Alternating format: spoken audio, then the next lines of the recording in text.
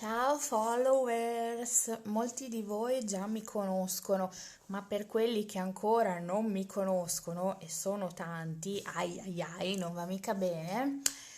mi presento, sono la Marzia, ma in questa nuova rubrica che andrò a spiegarvi poi sarò la Marzia con la S, praticamente uno storpiamento del mio nome in dialetto.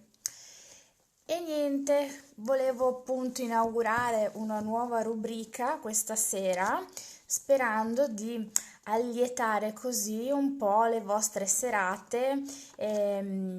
mentre siete rinchiusi in casa per questa quarantena, perché mi raccomando, hashtag io resto a casa,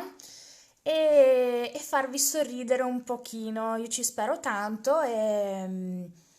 insomma, mandatemi poi qualche feedback, va bene?